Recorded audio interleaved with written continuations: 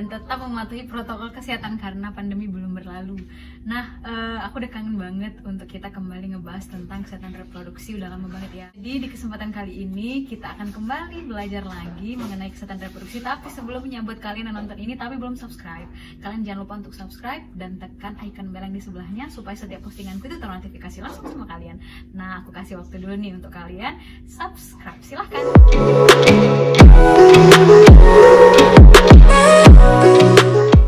Nah, oke, langsung aja ya. Hari ini aku mau ajak kalian untuk ngebahas tentang bagaimana terjadinya proses kehamilan ataupun proses konsepsi pada manusia. Sebelumnya aku mau buat ini syarat gimana terjadinya kehamilan. Yang pasti pertama nih, aku kasih tau kalian, kehamilan harus terjadi setelah pernikahan. Jangan kehamilan terjadi sebelum pernikahan, ya nggak boleh, itu dosa. Kemudian yang kedua, melakukan hubungan seksual atau kalau dalam bahasa ilmiah, bahasa anatominya namanya coitus. Jadi harus ada hubungan seksual atau coitus yang terjadi baru bisa terjadi yang namanya kehamilan. Dan nggak cuman sampai di situ, coitus ini harus antara laki-laki dan perempuan, tidak perempuan dengan perempuan atau laki-laki dengan laki-laki ya, itu ya. Itu syaratnya yang kedua. Kemudian yang ketiga, terjadi suatu fase di mana untuk perempuan itu dia harus berada di masa subur saat berhubungan seksual. Kenapa? Karena ketika masa subur, sel telur itu siap dan matang untuk dibuahi. Nah, kalian yang mau tahu gimana menghitung masa subur yang perempuan, kalian boleh lihat videoku yang sebelumnya, aku udah jelasin di situ dengan lengkap banget. Lalu kemudian kalau untuk laki-laki, kondisi daripada spermanya itu harus baik. Nah, jadi sedikit aku jelasin bahwa sperma yang baik itu adalah sperma yang mampu berenang dengan kencang, lalu secara fisiknya itu bagus, memiliki kepala, leher, tubuh, dan juga ekor. Nah, sperma itu kalau kita lihat di bawah mikroskop bentuknya seperti kecebong ya. Nah, kalau pada pria, yang menandakan bahwa pria itu memiliki sperma yang baik, itu adalah cairan maninya atau cairan semen dalam bahasa anatominya harus kental, jangan encer. Karena kalau encer itu menandakan bahwa kondisi daripada sperma di dalamnya itu sangat-sangat sedikit atau bahkan nggak ada. Nah, antara sperma dengan cairan mani itu berbeda. Nah, jadi untuk kalian yang laki-laki nih, setiap kali kalian mungkin mimpi basah, yang keluar itu yang bisa kalian lihat itu adalah cairan semen atau cairan mani, bukan sperma. Sperma itu hanya bisa dilihat di bawah mikroskop. Nah, itu ya.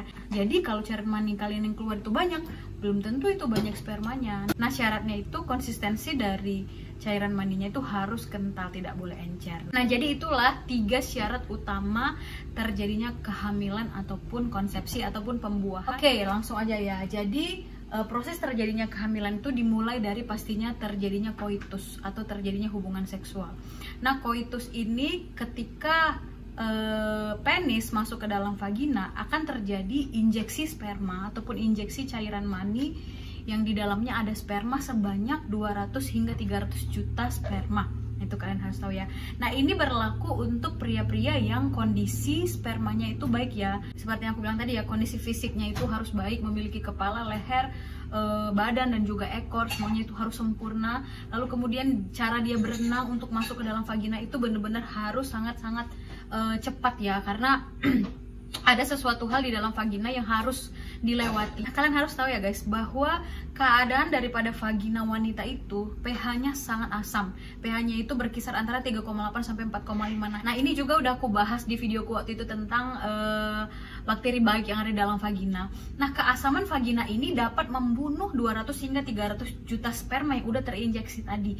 Nah, bayangin aja kalau seandainya kondisi fisik daripada sperma itu tadi tidak kuat, tidak mampu untuk melewati keasaman vagina, maka sudah tereliminasi dan sudah matilah sperma di dalam vagina. Masih awal pertandingan istilahnya udah tereliminasi gitu ya guys. Jadi di vagina itu sebetulnya udah banyak sekali sperma yang mati saat melakukan coitus ataupun hubungan seksual.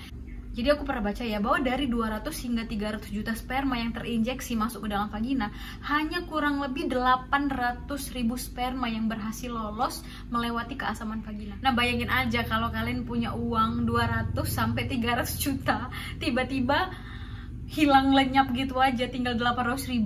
Jadi itu cukup banyak ya guys. Cukup banyak banget sperma yang udah mati kian di dalam vagina kita pada saat coitus.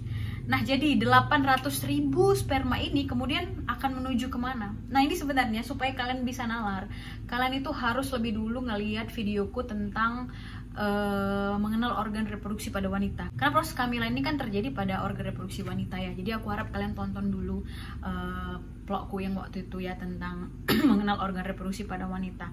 Nah, balik lagi, sperma yang udah berhasil melewati keasaman vagina tadi, sperma ini akan terus berenang melewati rahim. Nah, setelah vagina itu ada rahim. Setelah rahim masuk ke saluran telur atau yang disebut dengan tuba falopi. Nah, berenanglah sperma ini sampailah kepada satu tempat di tuba falopi yang bernama ampula tuba falopi. Nah, sepanjang tadi si sperma berusaha untuk masuk melalui vagina lalu berenang melalui uterus, di samping itu si ovum atau sel telur kita pada wanita itu udah mempersiapkan diri untuk keluar dari ovarium ataupun tempat untuk menghasilkan sel ovum. Dia akan keluar pecah ketika kita memasuki masa subur. Nah, jadi sepanjang sperma melewati dan berjuang nih berusaha untuk menjumpai si ovum, begitu juga si ovum akan keluar dari sarangnya dan dia akan menunggu di saluran telur yang disebut dengan tuba falopi. Jadi kalian ingat ya, pertemuan sperma dan ovum itu bukan di rahim, tapi di saluran telur atau yang disebut dengan tuba falopi. Nah, ketika sudah menunggulah si sel ovum di ampula tuba falopi, sementara sperma tadi berenang melewati vagina, melewati rahim. Di sperma itu terdapat kepala tadi ya aku bilangnya. Nah, kepala ini berfungsi sebagai radar yang akan mencari tahu, yang akan menjadi sebuah antena untuk mengetahui kira-kira sel telur itu ada di mana ya. Nah, soalnya saluran telur itu ada dua, kiri dan kanan. Tuba falopi itu ada dua di kiri dan kanan. Nah, supaya dia nggak salah jalan nih kan, fungsi dari kepala sperma itu adalah memberikan radar sebagai antena untuk mengetahui, oh ada ovum nih di sebelah kanan. Nah gitu ya kan. Nah, jadi ovum yang sudah menunggu di ampula tuba falopi tadi akan dikejar oleh si sperma. Dan misalnya nih sel telurnya menunggu di sebelah kanan, maka sperma yang 800.000 tadi itu akan berenang ke arah kanan. Dia akan menuju ke ampula tuba falopi yang di sebelah kanan. Jadi menunggulah si sel ovum. Makanya nih, ini ada filosofinya nih. Ini ada filosofinya. Yang menunggu laki-laki itu perempuan, bukan perempuan yang ngejar-ngejar laki-laki ya gitu. Maksudnya, nah, sperma nih yang akan berenang dan mengejar sel ovum, bukan kebalik ya. Jadi ini untuk anak-anak muda, untuk kita ini. Kita santai-santai aja yang cewek-cewek nih, pasti percayalah akan ada sperma yang datang dan mengejar kita lalu kemudian menemui kita. Nah, ini filosofinya. Nah, jadi balik lagi ya. Nah, sel telur yang udah menunggu hanya satu ya. Hanya satu sel telur yang menunggu di ampula tuba falopi, lalu kemudian akan didatangi oleh 800.000 sperma. Bayangin ya. Ini coba, ini misalnya nih aku kasih ilustrasi. Nah, oke, aku kasih ilustrasi ya. Ini apa yang ada di rumahku aja lah.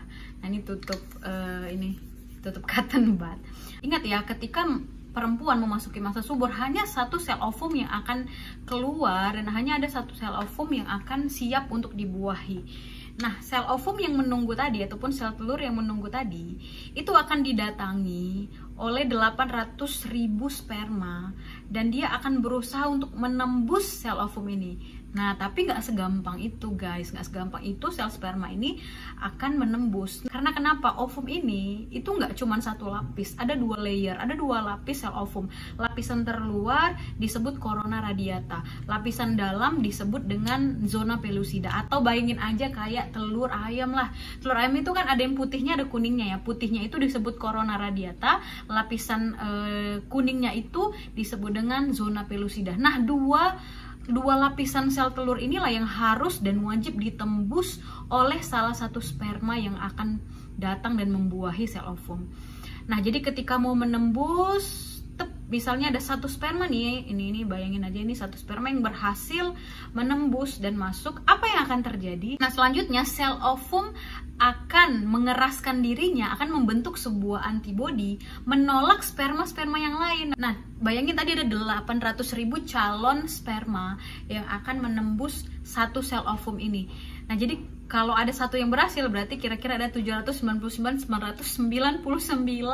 sel sperma yang gagal untuk menembus satu sel ovum ini.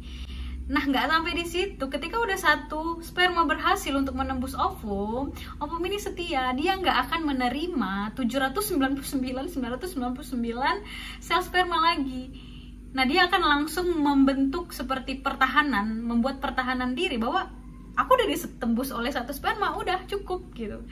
Nah, jadi hanya satu sperma lah yang akan berhasil, sehingga bergabunglah sperma dan ovum membentuk yang namanya zigot. Nah, zigot inilah sudah menandakan terjadinya kehamilan. Mungkin kalian bertanya, untuk 999 sperma yang gagal ini kira-kira kemana? Nah, sperma yang tadi nggak jadi menembus sel ovum ini, dia akan diserap sama tuba falopi atau saluran daripada telur tadi, untuk nantinya akan menjadi sumber makanan sepanjang zigot masih ada di saluran sel telur. Karena kenapa? Sperma ini kalian harus tahu ya, sperma itu mengandung banyak sekali nutrisi. Sperma mengandung protein yang tinggi. Nah, jadi bayangin ya, tadi anggaplah ini udah berbentuk zigot ya. Ketika hari pertama nih terjadinya konsepsi ataupun terjadinya kehamilan, sehingga sudah terbentuklah zigot, akan terjadi pembelahan demi pembelahan. Ada dari zigot akan berubah menjadi morula, dari morula akan berubah menjadi blastula, dari blastula akan menjadi gastrula. Pada saat kondisi daripada zigot ini sudah berubah menjadi sel blastula, itu kurang lebih ada 128 sel yang berbentuk kayak buah murbei lah dia pokoknya. Dia akan semakin membesar, dan pada akhirnya hari yang ke-12 sampai hari ke-14 atau kira-kira 2 minggu ya, sel sperma dan ovum yang sudah menyatu ini tadi udah nggak mungkin lagi bertahan hidup ataupun berkembang di daerah yang sempit, karena saluran telur ini kan sempit ya, tadi kan aku udah kasih gambarnya ya. Saluran sel telur ini sangat-sangat sempit, jadi sel yang bakal menjadi janin ini harus berpindah tempat. Kemana? Pastinya ke rahim ya kan, ataupun ke uterus. Nah, bagaimana cara dia berpindah? Ini kan posisi daripada sel bakal janin ini di atas ya. Nah, dengan adanya gaya gravitasi plus ditambah ada silia. Silia itu rambut getar yang ada di dalam saluran sel telur kita atau tuba falopi kita yang akan menggeser si bakal janin ini. Nah, bayanginlah, coba bayangin aja ya guys. Ini tangan aku ini rahim, inilah tuba falopi. Jadi awalnya di sini.